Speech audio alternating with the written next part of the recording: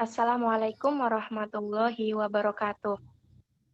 Kami dari kelompok 5 akan mempresentasikan materi mengenai spermatopita tentang gimnospermae. Nah, anggota kelompok 5 diantaranya yang pertama, Syahrena Nadia Kaverta dengan NIM 016, yang kedua, Rifa Sumalia dengan NIM 017, yang ketiga, Julia Agustina, NIM 018, dan terakhir, Anwar Khairika, NIM 019. Next. Nah, yang pertama ada pengertian gimnospermae. Gimnospermae adalah tumbuhan yang memiliki biji terbuka. Nah, gimnospermae sendiri berasal dari bahasa Yunani, yaitu kata gimnos yang berarti telanjang dan sperma yang berarti biji, sehingga gimnospermae dapat diartikan sebagai tumbuhan berbiji terbuka. Tumbuhan berbiji terbuka merupakan kelompok tumbuhan berbiji yang bijinya itu tidak terlindung dalam bakal buah atau ovarium. Nah, sedangkan secara harfiah, gimnospermae berarti gim yang artinya telanjang dan spermae yang artinya tumbuhan yang menghasilkan biji. Pada tumbuhan berbunga atau angiospermae atau magnolipita, biji atau bakal biji selalu terlindungi penuh oleh bakal buah sehingga tidak terlihat dari luar. Pada gimnospermae, biji nampak atau terekspos langsung atau terletak di antara daun-daun penyusun strobilus atau runjung. Next. Nah, kemudian di sini terdapat sistem reproduksi dari gimnospermae. Tumbuhan berbiji terbuka atau gimnospermae itu tidak memiliki bunga seperti tumbuhan angiospermae atau tumbuhan yang berbijinya tertutup. Akan tetapi, tumbuhan gimnospermae itu memiliki alat reproduksi seksual yang disebut strobilus atau runjung. Nah, di sini sistem reproduksinya. Di dalam strobilus jantan itu terdapat ruang-ruang spora atau mikrosporangia. Pada mikrosporangia, sel-sel akan membelah secara meiosis dan mikrospora selanjutnya berkembang membentuk serbuk betina tersusun atas banyak megasporofil atau daun penghasil megaspora.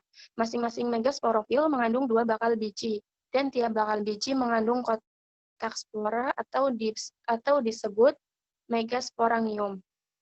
Sel-sel dalam megasporangium akan mengalami pembelahan meiosis dan menghasilkan spora betina atau disebut megaspora.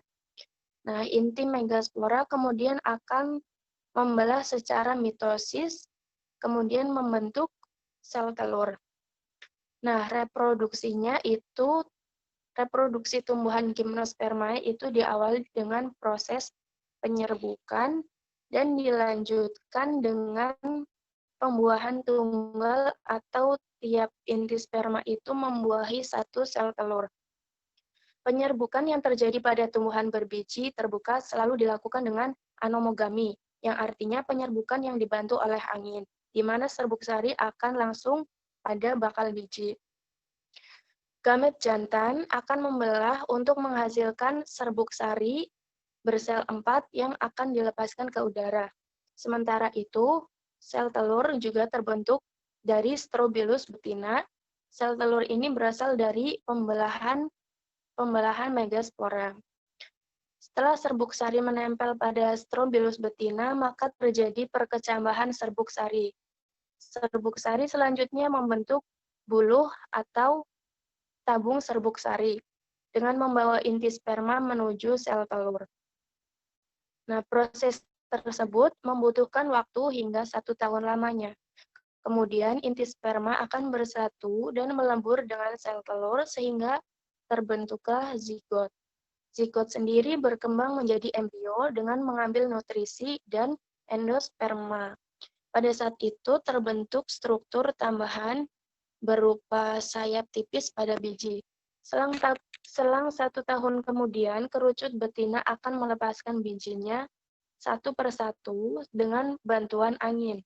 Biji-biji yang bersayap tersebut akan terbang ke segala arah, dan jika bijinya sampai pada lingkungan yang sesuai, itu akan terjadi perkecambahan biji untuk membentuk tumbuhan yang baru. Selanjutnya,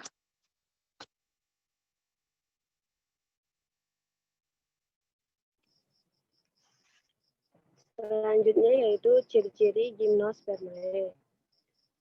Yang pertama yaitu gimnospermae berasal dari kata gimnos yang berarti terbuka.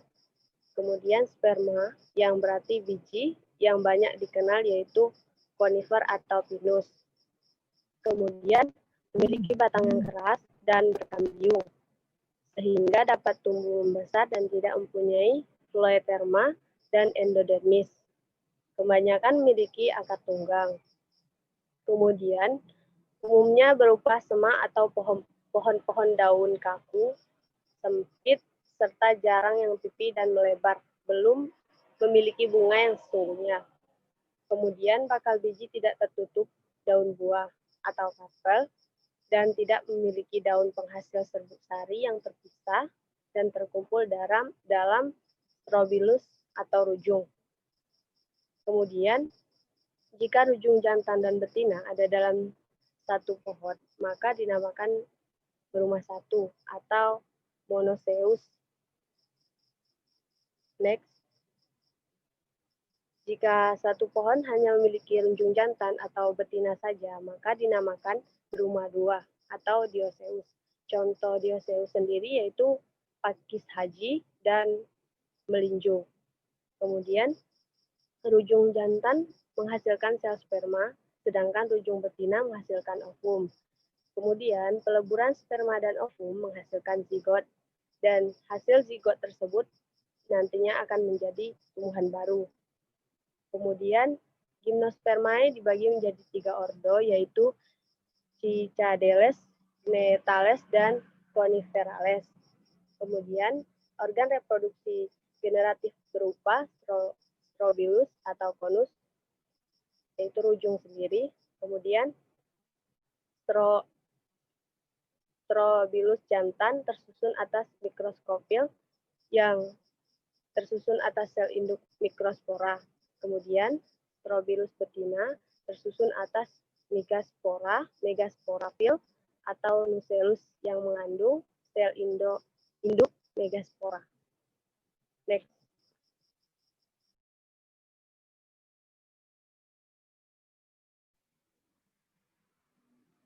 Baik, selanjutnya yaitu mengenai siklus hidup.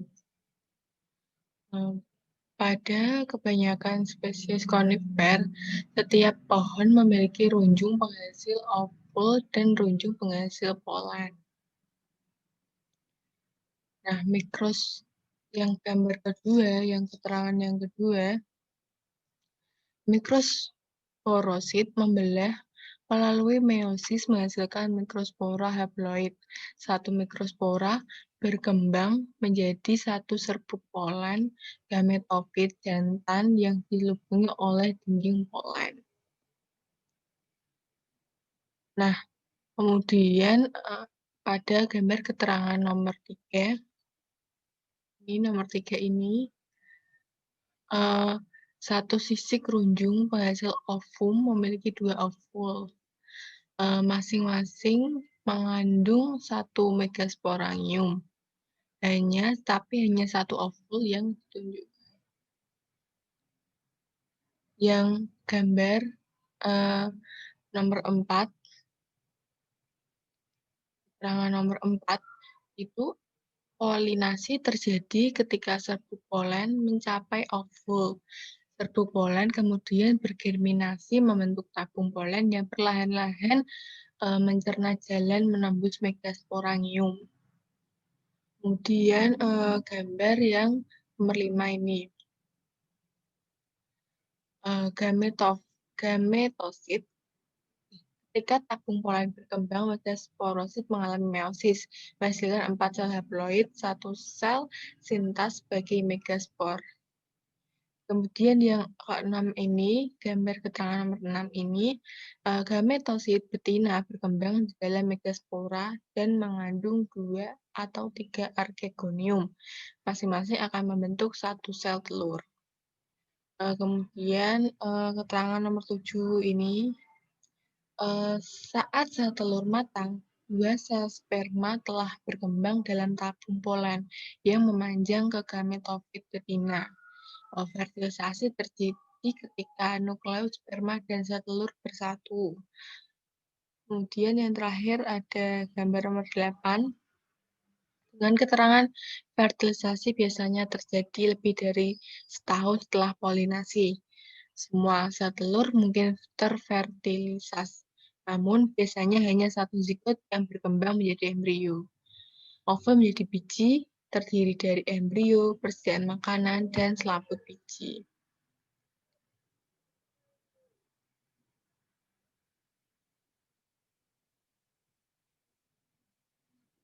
Nah, ini gambarnya sama seperti tadi. Kemudian ada klasifikasi gimnospermae.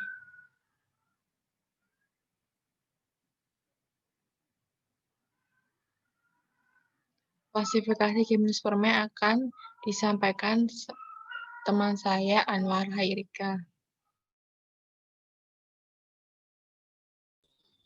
Nah, selanjutnya klasifikasi gimnospermae.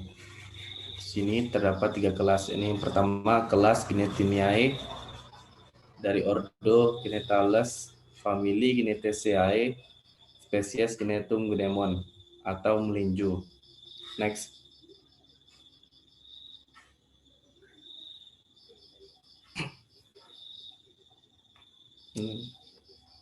Kemudian kelas yang kedua yakni kelas Cicadineae dalam ordo Cicadiales, famili Cicadaceae, spesies Cisas rumpi atau pakis haji. Nah, pakis haji dan melinju tadi merupakan termasuk ke tanaman berumah dua atau dioecious. Next tadi. Kemudian kelas yang ketiga ini kelas Soniferae dari ordo Araucariales, famili Araucariaceae, spesies Agathis alba atau pohon damar. Next.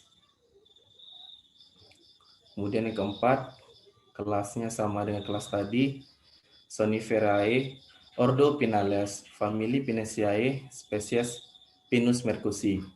Ini pohon pinus. Next. Tumbuhan gimnospermae memiliki nilai ekonomi yang tinggi, penghasil bahan makanan, linjo tadi Ginetum guinemon, kemudian bahan baku industri, taxodium, tuja, podocarus, kemudian sebagai tanaman hias, Araucarpus dan Supressus.